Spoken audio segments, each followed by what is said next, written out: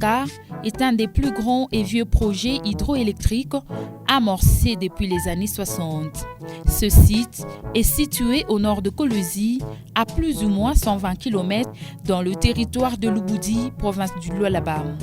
Ce site se trouve sur le même parcours du fleuve Congo que les barrages et centrales hydroélectriques de Nseke et Nzilo. Les premières études de faisabilité furent effectuées sur ce site par l'entreprise Tractebel dans les années 70. Lors de la zaïrianisation, la Gécamine avait hérité des actifs de l'Union minière du Katanga dans Boussanga. Le gouvernement du Zaïre va ainsi projeter la construction de Boussanga avec une capacité de production de 200 MW afin de relancer la croissance en énergie électrique dans l'ex-province du Chaba et financer la construction de la nouvelle centrale de Boussanga à hauteur de 66 millions de dollars. Le gouvernement zaïrois rejettera cette proposition et optera finalement pour l'option d'Inga Chaba avec une ligne de 500 kVA à courant. En 2006, Mag Energy, une filiale du groupe Mag Industrie, réalisera également des études sur le site de Boussanga à travers la société d'ingénierie Ingerop. Le 25 mars 2011, un compte-rendu du Conseil des ministres renseignera la mise à la disposition par la République démocratique du Congo du site de Boussanga pour la production de 240 MW d'électricité au Katanga afin de répondre aux besoins de productivité de quelques-uns des partenaires chinois dans cette province.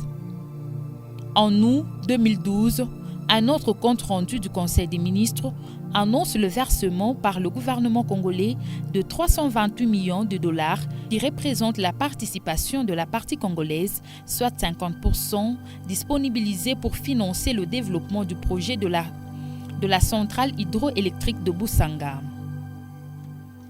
Une année après, soit en mai 2013, l'étude d'impact environnemental de la Sino-Congolaise des mines indique que, pour des besoins en électricité, le projet étudie les capacités et les conditions d'exploitation du barrage hydroélectrique de Boussanga pour une alimentation stable et permanente en énergie électrique, ce qui va conduire à la cession de la concession par Mag Energy à Siko Hydro, c'était en juin 2016. Sicomine, qui a besoin de 170 MW d'énergie pour faire fonctionner ses usines, va ainsi financer ce projet avec China Railway à hauteur de 660 millions de dollars. Le 4 juillet de la même année, un accord de joint venture entre la RDC et les investisseurs chinois est signé, ce qui va conduire 24 heures plus tard à la création d'une société anonyme avec conseil d'administration appelé Siko Hydro. Le 23 août 2016, un accord de concession entre le ministère de l'Énergie et des Ressources hydrauliques et la Siko Hydro pour la construction de la centrale hydroélectrique de Boussanga sur la rivière Lualaba. Et les travaux démarrent en 2017. Faisant appel à la main-d'œuvre locale, 1936 travailleurs sont employés par la Siko Hydro à travers des entreprises de sous-traitance et formés sur l'État par des experts chinois. Ce vaste projet pourra avaler, selon son constructeur, 670 000 mètres cubes de béton et 26 000 tonnes d'acier. À ce jour, les travaux sont exécutés à 70% et la fin est prévue pour novembre 2021. Déjà à côté de ces installations, des petits commerces et ménages de fortune y ont été érigés. Et pour étendre ces installations, placer la tuyauterie pour l'addition en eau et des poteaux pour le transport du courant, la Siko Hydro avait besoin de plus d'espace. Voilà pourquoi cette entreprise a fait appel à une agence indépendante dénommée Maison Okapi, dont le siège est basé à Kinshasa pour faire des évaluations et ainsi procéder à l'indemnisation des communautés des 3 villages, dont Kamalingue, Mongalubuza et 48 heures. Ici, si beaucoup de ménages ont perçu de l'argent, ils ont néanmoins dénoncé de faibles indemnités. La prise de connaissance du contrat qui se faisait le jour même de la paye, ce qui n'a pas laissé le choix à ce dernier qui n'avait d'option s'y pas prendre. Congo a eu patata indépendance.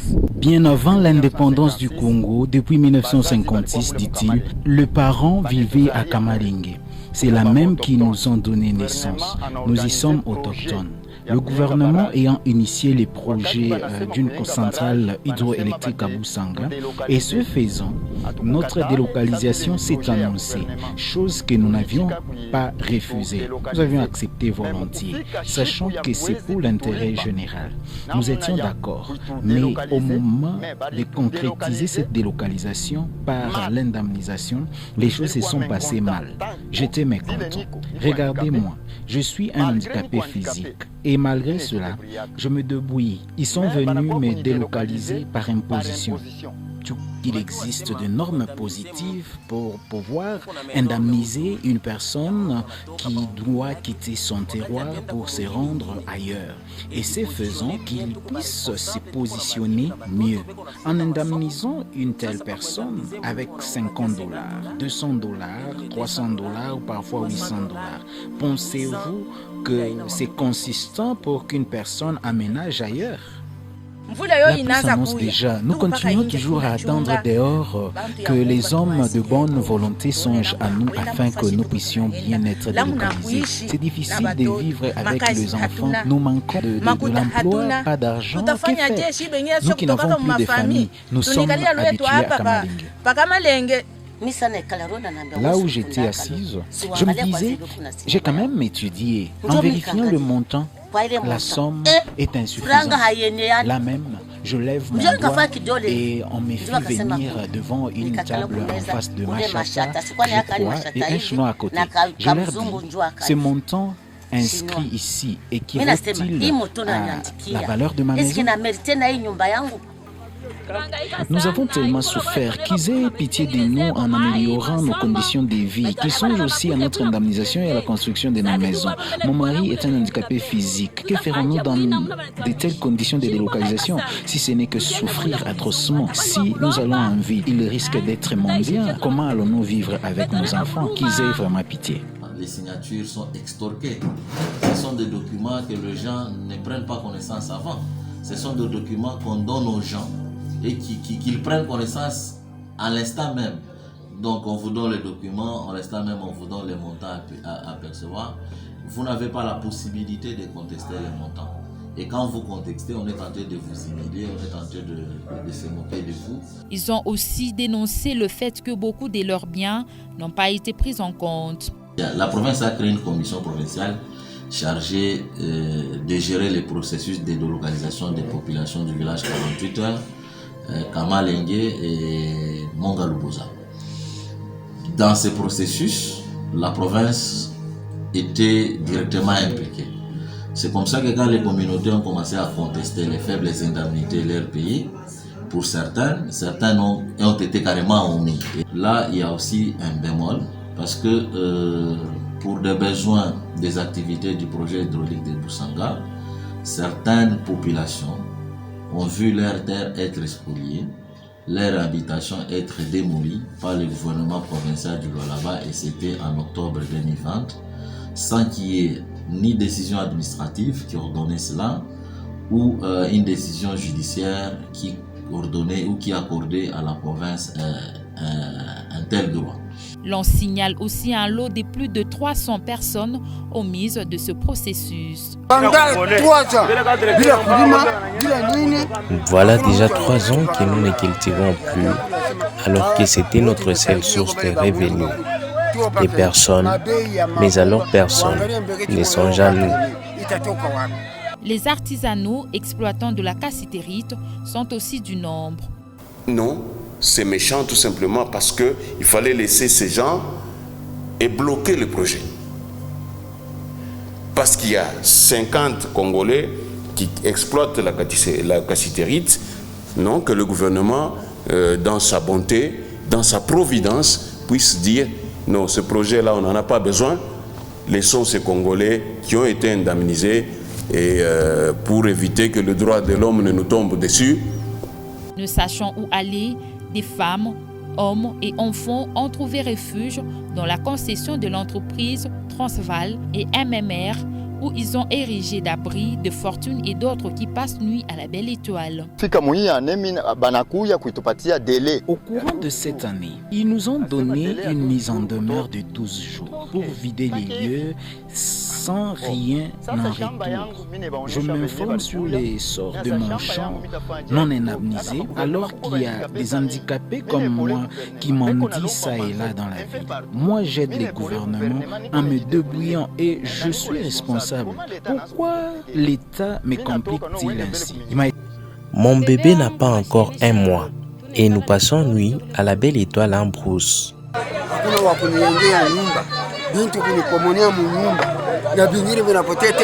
Vu mon état, je ne pouvais soulever mes biens lors de cette opération. Je les ai carrément perdus. La façon dont nous avons été déguerpis, on dirait qu'il y avait guerre.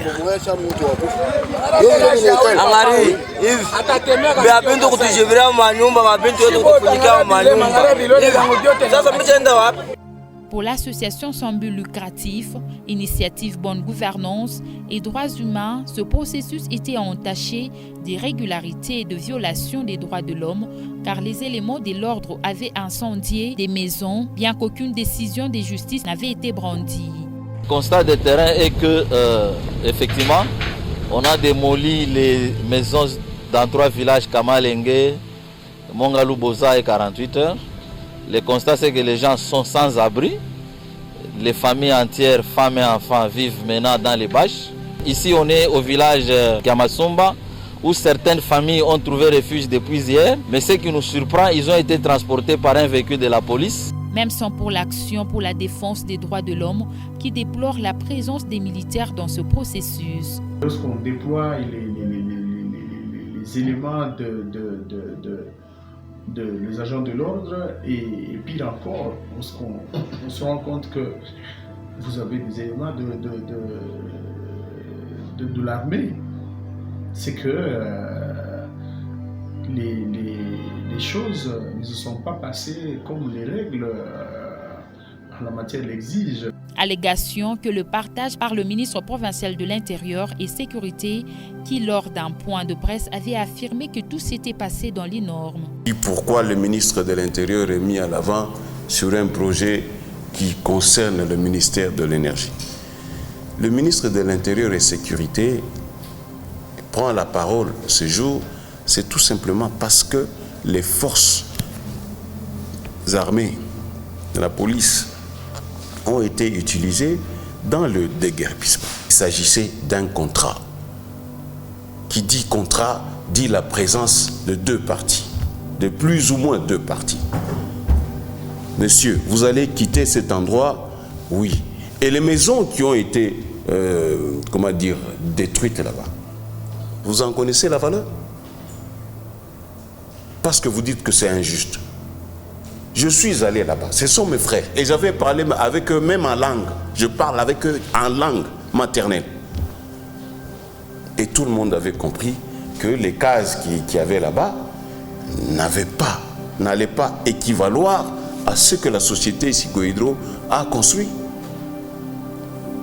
À quel niveau se situe la méchanceté lorsqu'on te sort d'un standing vers un autre, tout simplement parce qu'il y a un projet sino-congolais que nous, Congolais, nous devons faire respecter.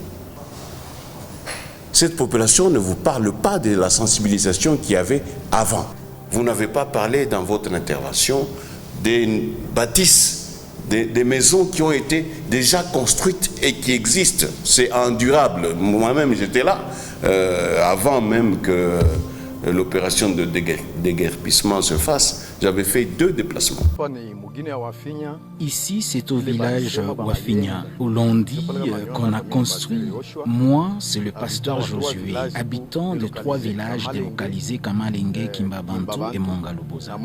Alors la somme maudite qui nous avait été donnée, $200, $50, parfois $100 pour la délocalisation, ne nous permet pas de nous... J'apprécie beaucoup ton sens de solidarité envers nos frères. La meilleure façon pour vous de les aider, c'est de leur demander d'aller occuper les maisons qui ont été construites par la société pour la délocalisation.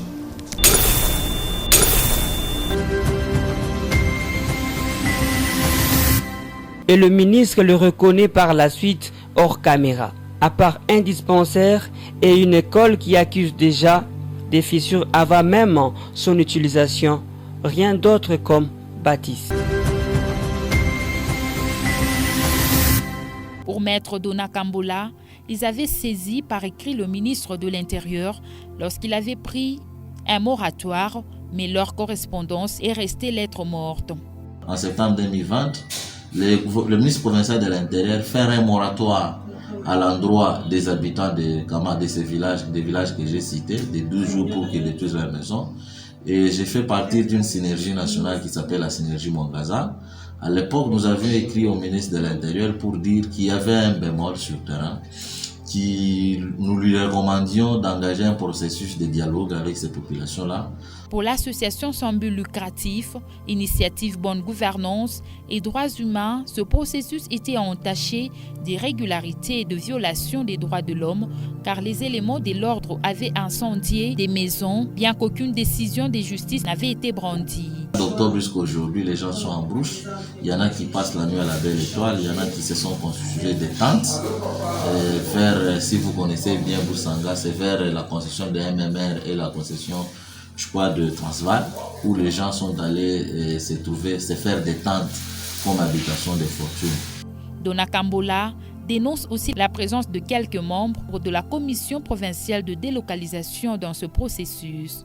Mais ce qui est grave, les gens avaient dénoncé la corruption dans les chefs de certains membres de cette commission-là. Même sans pour l'action pour la défense des droits de l'homme qui déplore la présence des militaires dans ce processus. Ces acteurs de la société civile craignent que ce courant tant attendu par la population pour combler tant soit peu les déficits énergétiques soit un courant de conflit ou du sang. Des gens en train de passer la nuit à la Belle Étoile pour la construction d'un ouvrage. Et à ce moment-là, les gens vont dire que ce barrage, c'est un barrage du sang. C'est un barrage qui est construit, mais qui est accompagné justement de cas de violation des droits humains.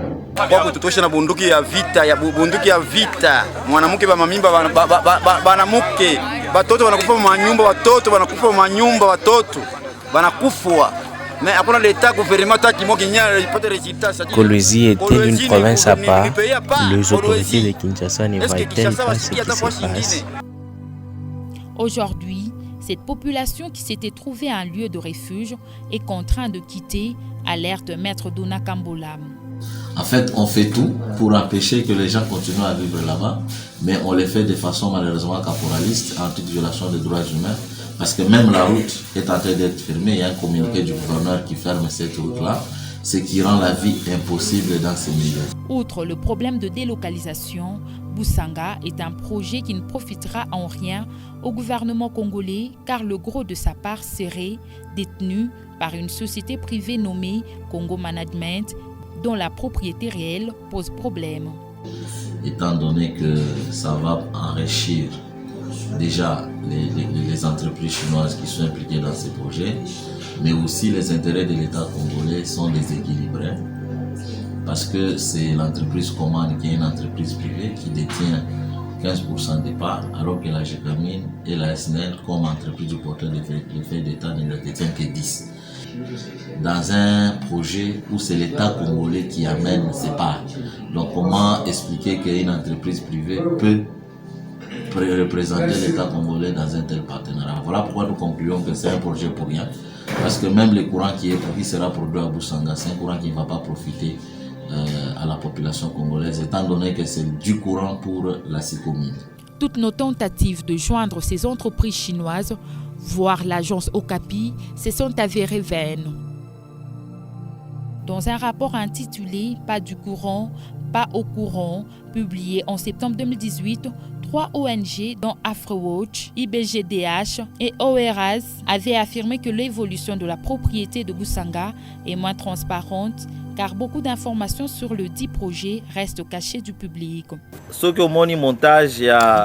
projet hydroélectrique de Boussanga a deux parties. La première, c'est la partie congolaise, représentée par la GECAMIN, la SNEL et Congo Management. La partie chinoise est représentée quant à elle par la SICOMI. Voilà pourquoi nous disons que le premier flou, seul souscrit au projet, sans son partenaire qui est la GECAMIN, alors que cette dernière est son associé. Le deuxième flou est du côté congolais. Congo Management est une entreprise privée. Comment peut-elle prendre 15 des 25% que détient la RDC dans ses projets, la GECAMIN 7 et la SNEL seulement 3%? En 2012, avant même la création de la SICO Hydro, le gouvernement congolais avait contracté un prêt de 328 millions de dollars pour sa participation à ces projets. Où est donc passé cet argent? Parce que si c'était affecté à ces projets, l'État congolais allait avoir 50% des parts. Nous avions à son temps écrit à plusieurs reprises aux autorités et nos correspondances sont restées lettres mortes. Voilà pourquoi nous saisissons cette opportunité pour réactiver nos démarches.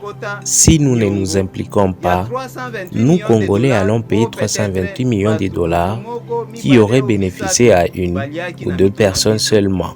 En outre, le projet Busanga est le plus grand développement hydroélectrique que le Congo voit naître depuis l'achèvement d'Inga 2 dans les années 80. Implanté dans une région minière densément peuplée, il aurait pu remédier aux besoins en électricité ou remplir les caisses de l'État. Mais si ce projet tombe sous le régime d'exonération fiscale comme la SICOMIN, les Congolais risqueraient de se voir être entièrement privés des recettes fiscales. Le souci du gouvernement provincial, c'était qu'il y ait une desserte en électricité partout. Je me suis rendu à Busanga pour me rendre compte de la situation réelle à ce jour, ce programme où la construction est à quel niveau, parce que pour nous, il faudrait que nous puissions desservir en électricité à toute la population. C'est une des inquiétudes du gouverneur de la province du Lualaba. Nous devons desservir l'électricité à tout le monde et tout le monde doit avoir accès à l'électricité. Busanga permettra-t-il de combler le déficit énergétique gigantesque dont souffre la population congolaise qui vivra verra?